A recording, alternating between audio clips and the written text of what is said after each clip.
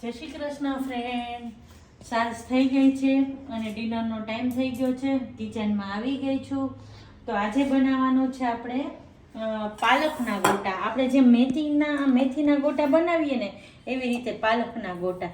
તો મેં જો પાલક લઈ લીધી છે, એક પૂળી જ પાલક હતી તો મેં એને સમારી લીધી છે અને એની ઉપર મેં આ 2 કળી લીલું લસણ પણ એડ કરી દીધું છે. જો આ લીલું લસણની કળી. તો બનાવવાની શરૂઆત કરીએ. તો આમાં છે ને સૌ પહેલાં આપણે નાખવાનું છે, મેં આ એક સૂકી ડુંગળી લીધી છે. જો એટલે આ સૂકી ડુંગળી, પાલક ધોઈ અને સમારીને રેડી રાખી છે એટલે લીલી ડુંગળી. હવે આ છે આદુ મરચાંની મિક્સ પેસ્ટ.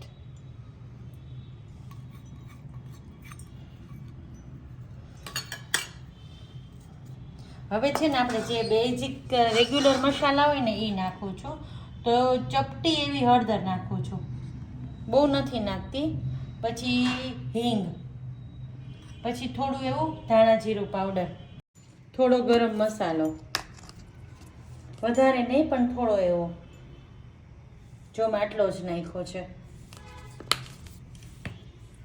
હવે અમે છે ને ધાણા લીધા છે. જે આ ગોટા હોય ને પાલકના ગોટા, આપણે મેથીના ગોટા કરીએ ને એવી રીતે આ પાલકના ગોટા છે. તો એમાં છે ને આ ધાણા સરસ લાગે છે. એને હું વાટી લઉં છું આ રીતે.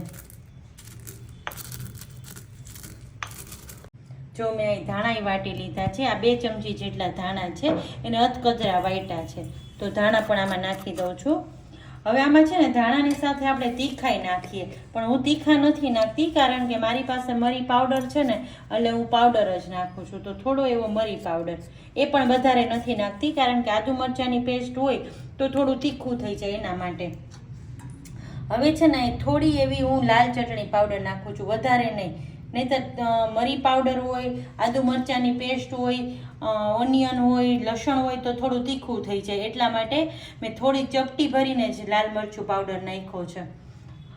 હવે આ છે ખાવાના સોડા, એ પણ ચપટી ખાવાના સોડા. હવે એમાં અડધું લીંબુ એડ કરું છું. જુઓ ખાવાના સોડા પણ સરસ એક્ટિવ થઈ ગયા છે.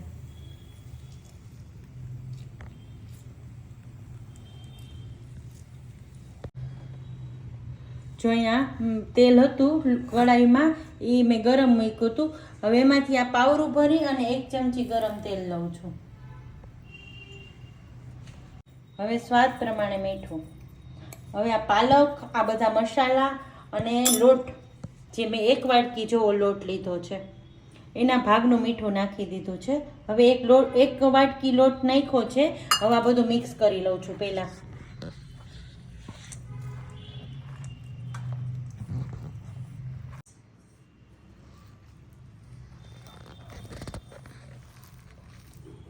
જો મેં 1 વાટકી લોટ પહેલાં નાખ્યો હતો અને હજી જરૂર છે એટલે હું આટલો લોટ પાછો નાખું છું. આ 2 મોટી ચમચી ભરીને છે.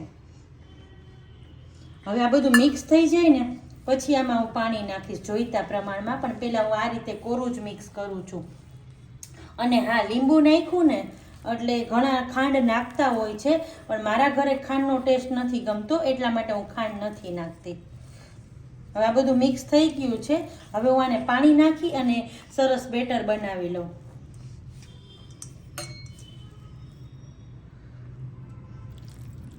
આમાં જોઈતા પ્રમાણમાં પાણી નાખવાનું છે. પહેલાં મેં આટલું પાણી નાખ્યું, તમને બતાવ્યું એટલું.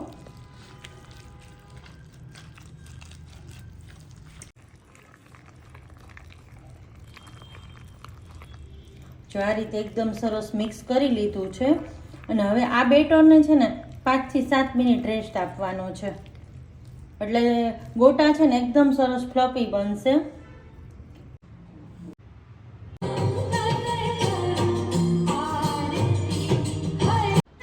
જો ત્યાં બેટર એ આપણે રેસ્ટ ઉપર મૂક્યું છે. અને હવે દીવાબત્તીનો સાંજનો ટાઈમ છે એટલે મારો સન દીવાબત્તી કરે છે. અને અમે રોજે સાંજે છે ને જો આરતી કરીએ છીએ.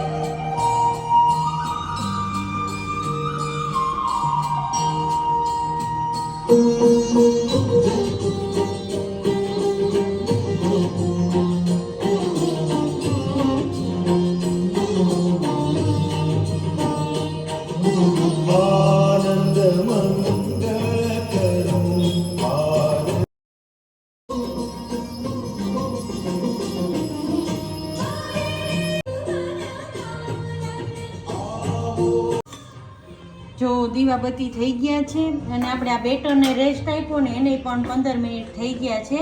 તો હવે આપણે છે ને ગોટા ઉતારી લઈએ.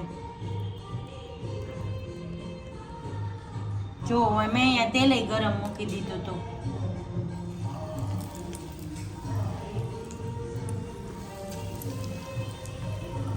હાથેથી ન ફાવે તો તમે ચમચીથી પણ ઉતારી શકો, પણ હું તો આ રીતે હાથેથી જ ઉતારું છું.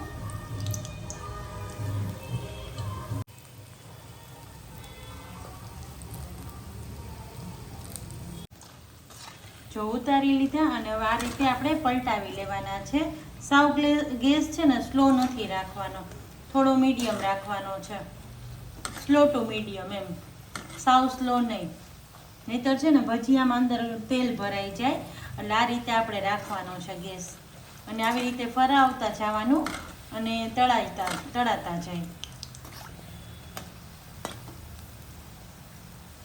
હું છે ને કોઈ બી કઢાઈ લઉં ને અને કાંઈ બી તળવાની વસ્તુ હોય ને એટલે એમાં તેલ વધારે નથી લેતી. જો કાંઈ બી વસ્તુ છે ને તળવાની હોય ને, કાંઈ પણ પૂરી તળવાની હોય કે આવી રીતે ભજીયા ગોટા તળવાના હોય, કાંઈ પણ વસ્તુ ટીકી તળવાની હોય તો હું છે ને કઢાઈમાં જાજુ તેલ નથી લેતી. પછી તેલ છે ને આપણે કહીને ઓલું દાજ્યું થઈ જાય તો એ પછી વારંવાર મને યુઝ કરવો ન ગમે. એટલા માટે હું જોઈતા પ્રમાણમાં જ તેલ લઉં છું.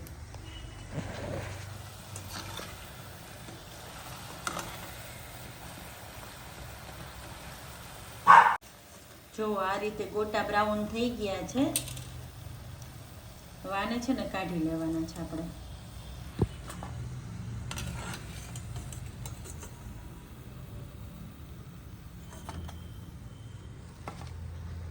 જો આ રીતે ટીશ્યુ પેપર હોય ને હું એની ઉપર રાખી દઉં છું, જેથી કરીને બહુ તેલ પણ ના રહે ગોટામાં.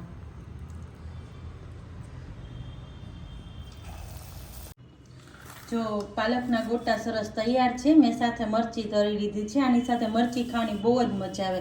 મરચું કે મરચી કાંઈ બી મજા આવે. લીલીછમ પાલકના ગોટા આપણા સરસ તૈયાર છે. અને અહીંયા મેં જો એવરેસ્ટનો ચાટ મસાલો લીધો છે, એવરેસ્ટનો. તો આની પર થોડું આપણે સ્પ્રિંકલ કરીએ ને આ રીતે, જો આ રીતે બહુ મજા આવે ગોટા ખાવાની. આ રીતે તમે ના ટ્રાય કરી હોય ને તો એકવારથી જરૂર કરજો. અને હવે આપણે છે ને આની સાથે જે ચટણી ખાવાની છે ને એ બનાવું છું. સિમ્પલ જ છે પણ સ્વાદમાં બહુ સરસ છે, એટલા માટે દહીંની ચટણી બનાવું છું. તો સૌ પહેલાં હું અહીં લેવાની છું મીઠું, સ્વાદ પ્રમાણે નમક. હવે થોડો ચટણી પાવડર, ધાણા જીરું પાવડર, થોડી આટલી હિંગ અને લીલા ધાણા.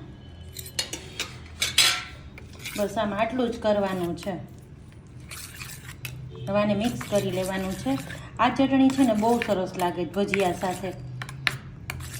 આ રીતનું દહીં બનાવીએ એટલે આપણે એને જે ચટણી તરીકે ખાઈ શકીએ. આ છે ને થેપલા સાથે સરસ લાગે, પૂરી સાથે, પરોઠા સાથે, ઢોકળા સાથે. જો તૈયાર છે. હવે છે ને ઘરની ચટણી પણ લીલી છે મારી પાસે, એટલે હું એ પણ સર્વ કરું છું.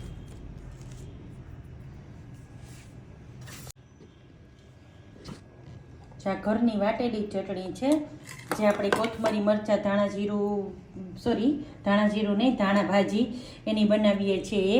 આ લાલ ચટણી છે એ પણ ઘરની છે, સૂકા મરચાં અને લસણની ચટણી છે. અને આ છે આપણે જે બનાવી દહીંની ચટણી. જો આને મીઠી બનાવી હોય થોડી તમારે, તો આમાં તમે ખાંડ કે ગોળ કાંઈ પણ મીઠી બનાવવા માટે નાખી શકો છો. જો અહીંયા 3 ચટણી સાથે આપણી 3 ચટણી પણ રેડી છે અને આપણા પાલકના ગોટા પણ રેડી છે. તો એકદમ ટેસ્ટી પાલકના ગોટા તૈયાર છે. હું તમને એક તોડીને પણ બતાવું. જો લીલીછમ પાલકનું એકદમ સરસ. જો જાળીવાળું, આ પણ જાળીવાળું એકદમ સરસ બન્યું છે.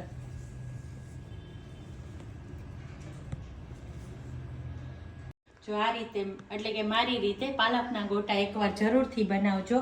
તો તૈયાર છે આપણા મસ્ત મજાના પાલકના લીલીછમ પાલકના ગોટા. તો તમે પણ બધા આવી જાઓ જમવા. તો ચાલો અહીં હું વિડીયોને એન્ડ કરું છું. આવજો બધા. જય શ્રી કૃષ્ણ.